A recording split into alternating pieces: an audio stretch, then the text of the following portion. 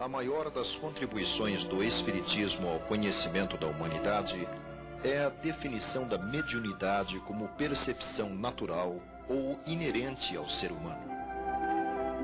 Através dela, os espíritos desencarnados se manifestam em todos os pontos da Terra, se revelando entre pessoas de todas as idades e condições sociais, entre homens e mulheres, entre crianças e velhos. Dentro da abrangência que o tema comporta, encontramos como ponto de destaque a incidência da perturbação espiritual ou obsessão, problema que envolve toda a criatura humana em processo de aperfeiçoamento. Ignorada pela quase totalidade dos seres humanos, pelo fato de ser um processo sutil, somente torna-se perceptível naqueles em que o envolvimento atinge níveis incômodos ou insuportáveis.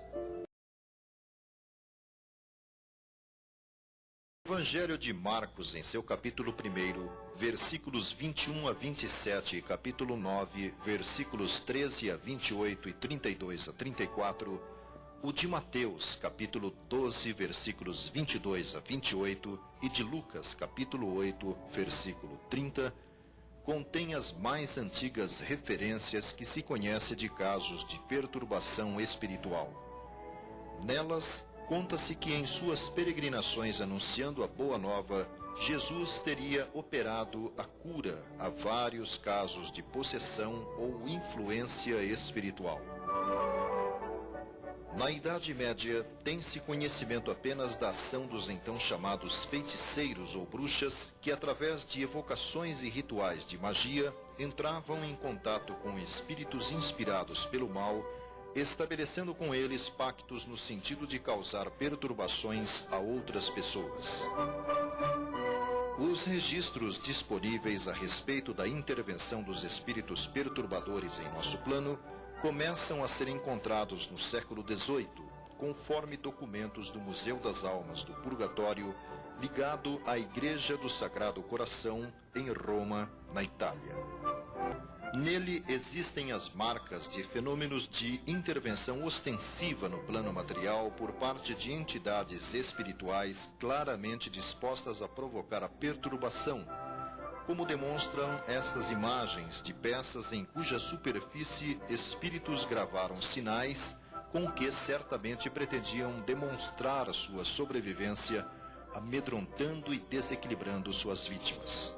No século XIX, nas páginas da Revista Espírita, fundada e dirigida por Allan Kardec no período de 1858 a 1869, interessantes casos de obsessão individual ou coletiva foram analisadas, sob a ótica do Espiritismo, como o do espírito batedor de Morzine, de Berzabern, de Bisseldorf, entre outros agrupados posteriormente no livro Obsessão. O astrônomo Camille Flammarion também tratou do assunto no livro As Casas Mal Assombradas, bem como Gabriel Delan, na obra O Fenômeno Espírita. No Brasil, respeitáveis trabalhos foram desenvolvidos, principalmente através do IBPP, Instituto Brasileiro de Pesquisas Psicobiofísicas, como exposto no livro Fenômenos de Psicocinesia Espontânea, do engenheiro Carlos Alberto Tinoco, ou Poltergeist, do também engenheiro Hernani Guimarães Andrade. Contudo, ainda hoje, a melhor das explicações disponível continua sendo a oferecida pelo Espiritismo, que coloca o sentido da mediunidade como elemento indispensável para a ocorrência da fenomenologia, associada sempre à condição moral e compromissos reencarnatórios das pessoas envolvidas no processo.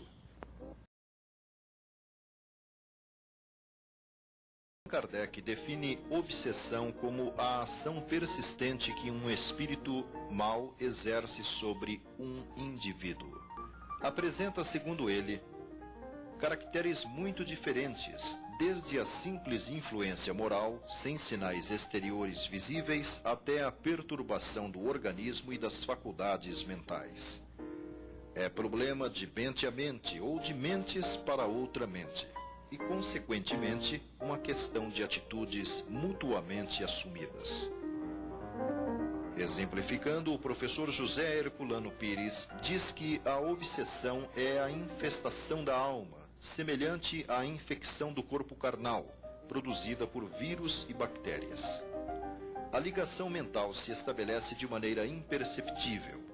Pessoas demasiadamente sensíveis, predispostas a serem sugestionadas, em qualquer campo, tornam-se presas fáceis de entidades que se lhe afinizam, acabando por levá-las à perturbação psíquica e mental. Manias, tiques, ojerizas, escrúpulos exagerados e ridículos, às vezes apenas levemente perceptíveis em criaturas humanas, são lentamente levadas ao máximo pela ação dos obsessores.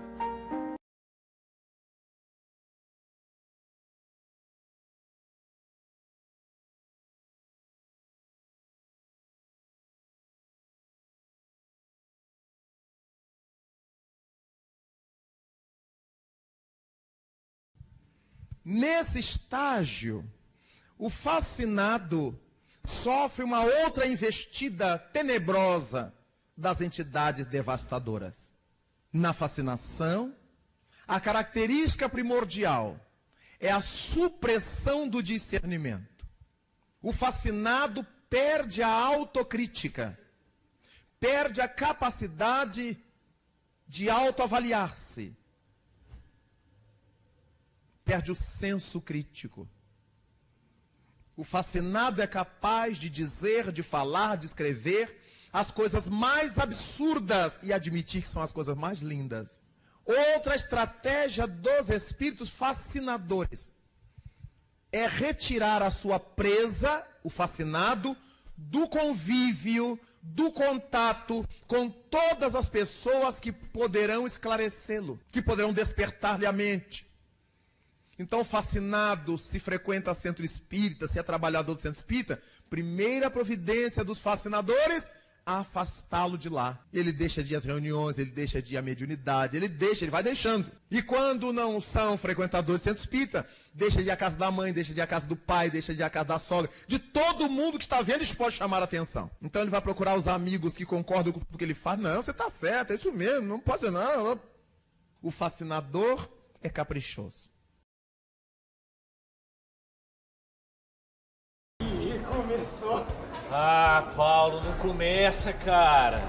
Frouxo. Esse cara é um frouxo. Rapaz, mas você tá muito frouxo, cara. Tem tempo, Paulo.